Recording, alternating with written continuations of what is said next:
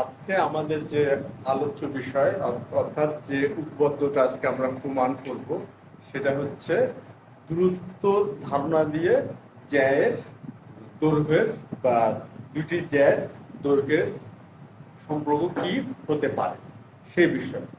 আর বিষয়টা কি, দূরত্বের ধারণা থেকে মানে দুইটি জ্যা কেন্দ্র থেকে কত দূরে অবস্থিত সেই ধারণা থেকে তাদের মধ্যে দৈর্ঘ্যের একটা তুলনা, সেটাই আজকে আমাদের প্রমাণের বিষয়। আচ্ছা, আমরা চিত্রের মাধ্যমে বিষয়টা আগে ভালোভাবে বোঝার চেষ্টা করি আসলে আজকে আমরা ঠিক কি প্রমাণটা করতে যাচ্ছি। আমাদের যে প্রমাণটা করব, যেটা একটা বৃত্ত, একটা কেন্দ্র, দুটিতে আমরা কি বললাম যে দূরত্ব থেকে জ্যায়ের দৈর্ঘ্যের ধারণা বা দুটি দৈর্ঘ্য হিসেবে তুলনা বা দৈর্ঘ্যের ধারণা। সেটা কি, যে যদি এমন হয় যে সমান সমান দূরত্ব, মানে জ্যা থেকে কি দুটি সমান দূরত্বে অবস্থিত, কেন্দ্র থেকে দুটি সমান দূরে অবস্থিত, কেন্দ্র থেকে দুটি সমান দূরে অবস্থিত জ্যা, অর্থাৎ এই দূরত্ব আর এই দূরত্ব সমান যদি এমন হয়, দূরত্ব মানে অবশ্যই এটা লম্ব দূরত্ব হবে, ক্ষুদ্রতম দূরত্বটাই হলো প্রকৃত দূরত্ব এবং ক্ষুদ্রতম দূরত্বটা হচ্ছে লম্ব দূরত্বের ধারণা। সুতরাং এই যে কেন্দ্র থেকে এই দুটি জ্যা সমান দূরে অবস্থিত যদি এমন হয়, তাহলে এই জ্যা দুটি সম্পর্ক অর্থাৎ এই জ্যা দুটি কি একে অপরের চেয়ে বড় হবে, ছোট হবে না সমান হবে, এটা আজকে আমরা প্রমাণ করব। আজকে আমরা এটা একটু মানে ভিন্নভাবে প্রমাণ করার চেষ্টা করি। নর্মালি কি হয়, নর্মালি আমরা প্রমাণগুলো এইভাবে শিখি যে প্রথমে সাধারণ নির্বাচনটা লিখে ফেলি যে কি প্রমাণ করবো সেটা, অর্থাৎ আমরা বিষয়টা জানি বা বলে দেওয়া হয়েছে, আমরা সেটা প্রমাণ করতেছি। নর্মালি কিন্তু উপপাদ্যগুলো এইভাবে প্রমাণ করা হয়। কিন্তু আজকে আমরা যেভাবে প্রমাণটা করবো, যে ব্যাপারটা হলো এমন যে আমরা সমস্যাটা জানি কিন্তু সমাধান কি হবে এটা বলতে পারতেছি না।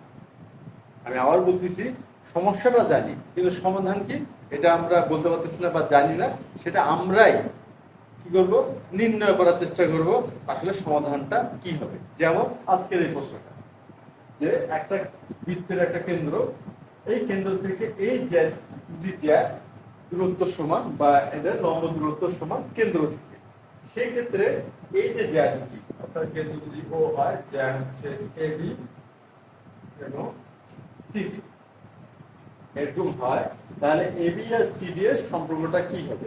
কারণ এবি আর সিডি এর সম্পর্ক সাধারণত কি হতে পারে, এবিটা সিডির চেয়ে বড় হতে পারে, তারপরে আর কি হতে পারে, যে এবি সিডির চেয়ে ছোট হতে পারে, কিংবা এবি আর সিডি সমান হতে পারে।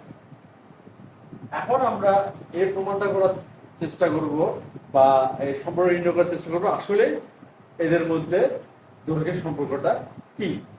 এখন এই প্রমাণটা বা এই ধারণাটা দাঁড় করাতে গেলে আমাদের যে বিষয়গুলো জানতে হবে সেটা হচ্ছে সমকোণী ত্রিভুজের সর্বসমতার নিয়ম, অর্থাৎ কোন শর্তে দুটি সমকোণী ত্রিভুজ সর্বসম হয়। দুটি সমকোণী ত্রিভুজ যে সর্বসমতার নিয়ম, সেটা হচ্ছে অতিভুজ বাহু, অর্থাৎ দুটি সমকোণী ত্রিভুজের মধ্যে অতিভুজ এবং যে কোনো এক বাহু যদি সমান হয়, ত্রিভুজটা সর্বসম হয়, যেটা অতিভুজ বাহু উপপাদ্য নামে পরিচিত। দুটি সমকোণী ত্রিভুজের সর্বসমতার নিয়ম এটা। আর আরেকটি বিষয় যেটা জানতে হবে, একটা বৃত্ত এবং এটা হলো কেন্দ্র এবং এটা একটা হলো জ্যা, এখানে আমরা একটা লম্ব অঙ্কন করলাম, তাতে এটা কি হলো, সমদ্বিখণ্ডিত হলো, অর্থাৎ বৃত্তের কেন্দ্র থেকে ব্যাসভিন্ন কোনো জ্যার উপরে অঙ্কিত লম্ব ওই জ্যাকে কি করে সমদ্বিখণ্ডিত করে, এই ধারণা। বা এটাকে যদি আমরা আরো সংক্ষিপ্ত ভাবে বোঝার সুবিধার্থে এইভাবে বলি যে বৃত্তের কেন্দ্র থেকে একটা লম্ব আঁকছি, তাহলে জ্যাটা সমদ্বিখণ্ডিত, অর্থাৎ এখানে যদি আমরা পি এন এন কিউ, তাহলে পি কিউ লম্ব এম এন, অতএব এম কিউ সমান এন কিউ সমান হাফ এম এন। এই ধারণটা পিকিউ লম্ব এমএন, অর্থাৎ পি কেন্দ্র থেকে এমএন জ্যায়ের করে পিকিউ লম্ব অঙ্কন করা হলো।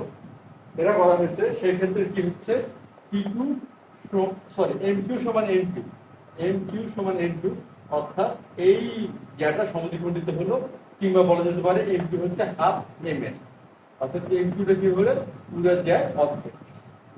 আমাদের এই ধারণাটা আমরা এখানে ব্যবহার করব, যেটা আমরা যার প্রমাণ আমরা পূর্বেই করছি, এই প্রমাণটা আমরা শিখছি।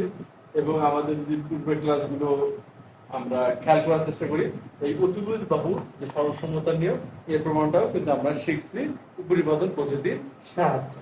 তো আজকে এই দুটি ধারণা আমরা এখানে ব্যবহার করে এটা বোঝার চেষ্টা করব বা নির্ণয় করার চেষ্টা করব যে এ বি আর সি এর মধ্যে সম্পর্কটা কি বা দৈর্ঘ্যের সম্পর্ক।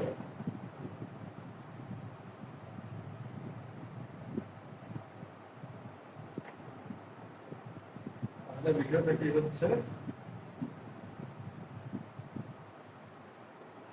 মনে করি ও কেন্দ্র বিশিষ্ট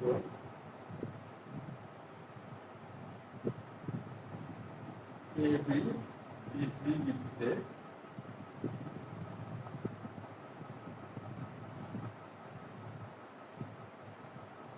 A B O C D কেন্দ্র হতে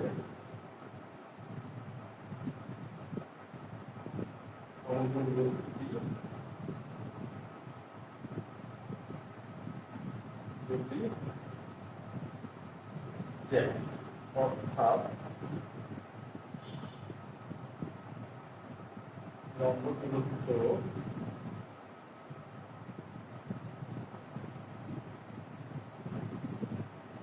ওই সমান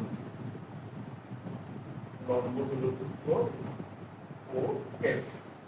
আমরা কি বর্ণনা চিত্র অনুযায়ী বা আমাদের যে সমস্যাটা দেখা যাচ্ছে সেই অনুযায়ী আমরা কি বর্ণনা পেলাম যে মনে করি ও কেন্দ্র বিশিষ্ট ABCD, A B B C বৃত্তে এ বি আর সিটি হচ্ছে কেন্দ্র হতে সমদূরবর্তী দুটি জ্যা, কেন্দ্র থেকে সমদূরবর্তী দুটি জ্যা, অর্থাৎ লম্ব দূরত্ব ওই সমান লম্ব দূরত্ব ও এফ। সম দূরত্ব অবস্থিত, তার মানে এদের ক্ষুদ্রতম দূরত্ব দুটি সমান হবে, আর ক্ষুদ্রতম দূরত্ব হচ্ছে লম্ব দূরত্ব সমান। আচ্ছা, আর আমরা নির্ণয় করার চেষ্টা করবো কোন করবো, আর আমরা আমাদের এটি নির্ণয় করতে হবে যে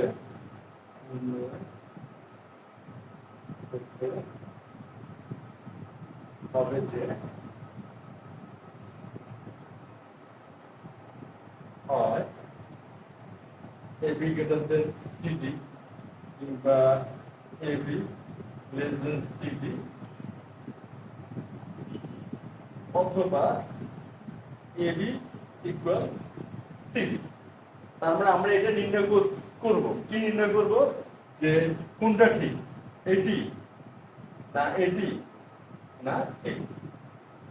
অর্থাৎ আমরা নির্ণয় করার চেষ্টা করব যে এবি কি সিডির চেয়ে বড় হবে, এবি কি সিডির চেয়ে ছোট হবে, না এবি আর সিডি সমান হবে, এটা আমরা নির্ণয় করব। অর্থাৎ আমাদের সমস্যাটা বলে দেওয়া হয়েছে, সমাধানটা আমরা নিজেরাই বের করব। আমরা আজকের প্রমাণটা শিখবো এইভাবে, একটু অন্যরকম করে। এখন এই প্রমাণটা করতে গেলে বা এটা নির্ণয় করতে গেলে আমাদের অঙ্কন লাগবে। অঙ্কনটা কি, যে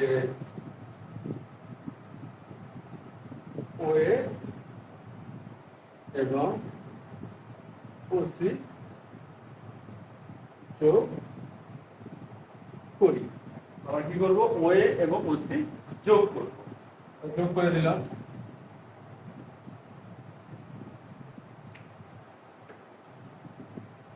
এখন হচ্ছে প্রমাণ।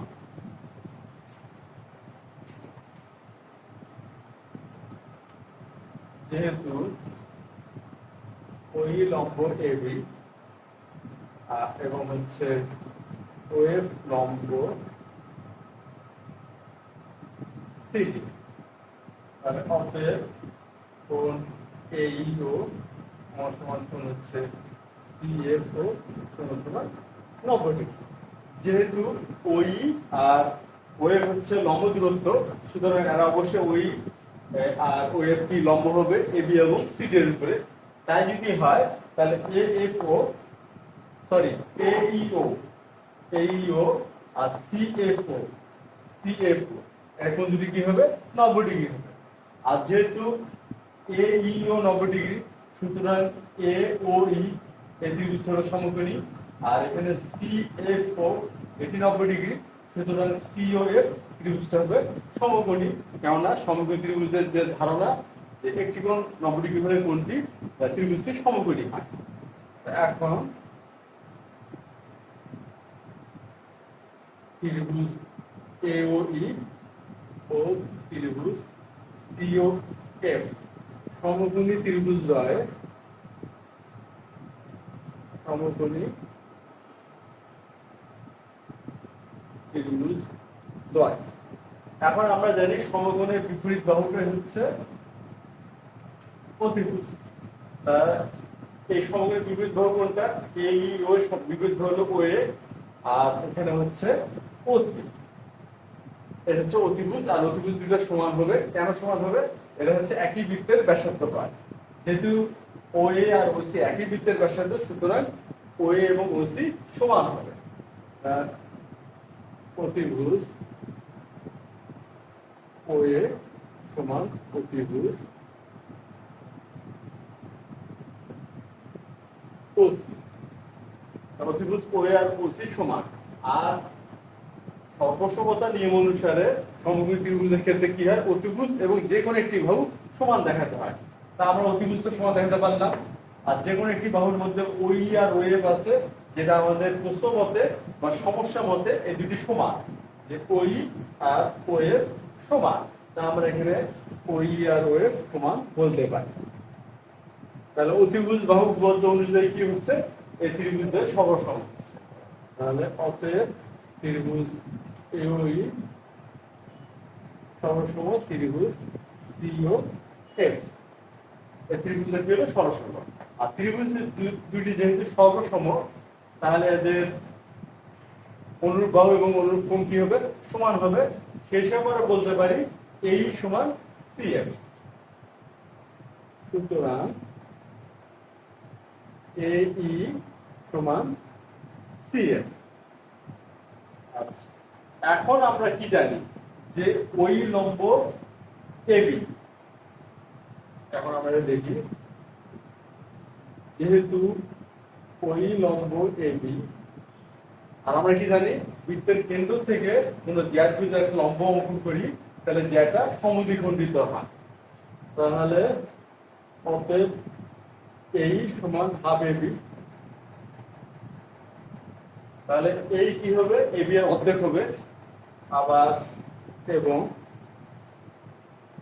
এবং হচ্ছে OAF লম্ব CD, অতএব CF সমান সমান হবে হাফ CD।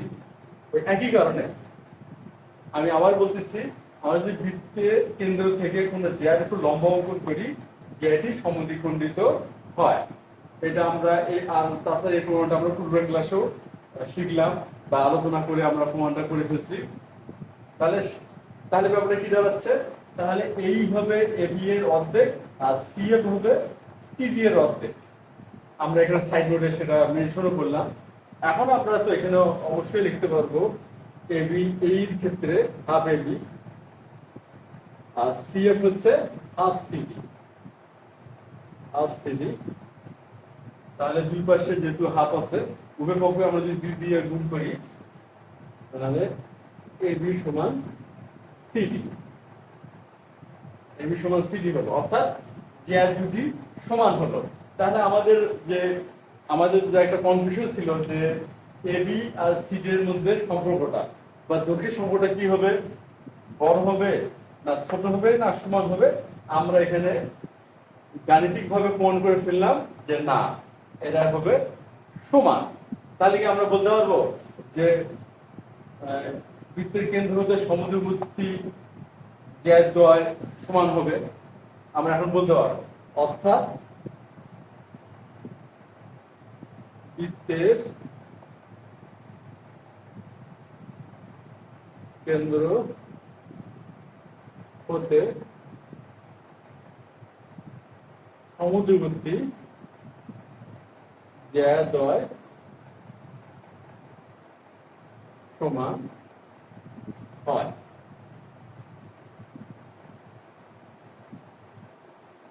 আমরা কিন্তু প্রমাণ বা আমরা এই চূড়ান্ত সিদ্ধান্তে আসতে পারলাম যে বৃত্তের কেন্দ্র হতে সমদূরবর্তী জ্যাদ্বয় কি হয়, সমান হয়।